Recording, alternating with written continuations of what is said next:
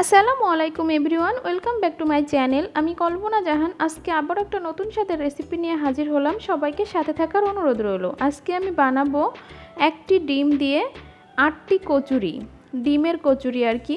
আর এই রেসিপিটা কিন্তু খুব সহজে বানিয়ে ফেলা যায় এবং খুব তাড়াতাড়ি হয়ে যায়। চলুন আমি এটা কিভাবে বানাচ্ছি সেটা আপনাদের সাথে শেয়ার করি।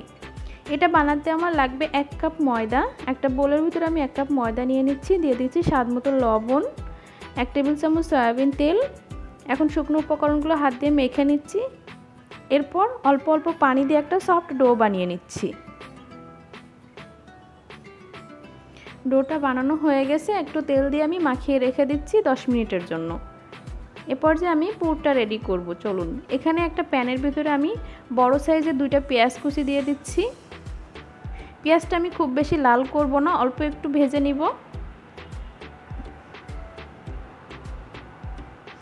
এখন এখানে দিয়ে দিচ্ছি একটি ডিম। এখন ডিমটি একটু শ্যালো ফ্রাই করে নিব।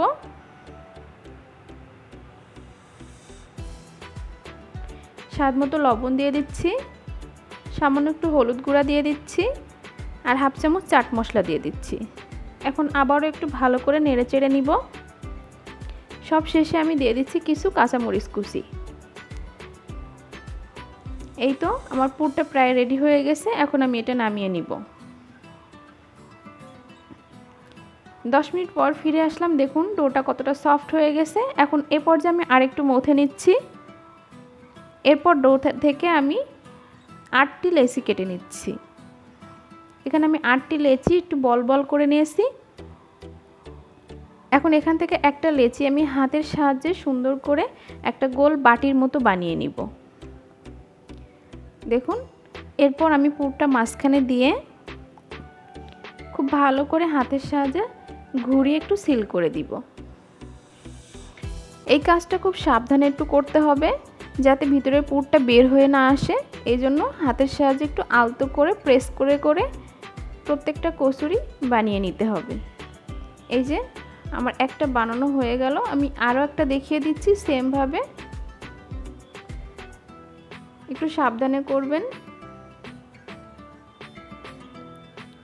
এই যে দেখুন আমি কিভাবে করছি, ঠিক এভাবে আমি সেমভাবে প্রত্যেকটা কচুরি রেডি করে নিব।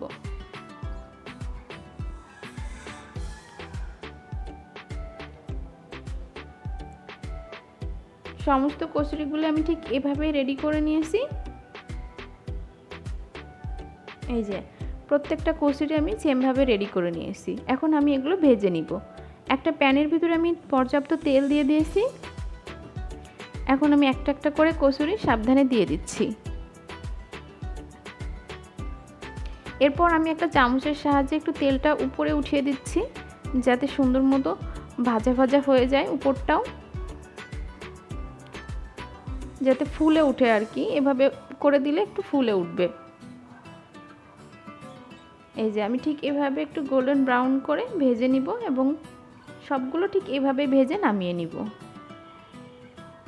দেখুন কচুরিগুলো আমার রেডি হয়ে গেছে, কতটা পারফেক্টলি হয়েছে।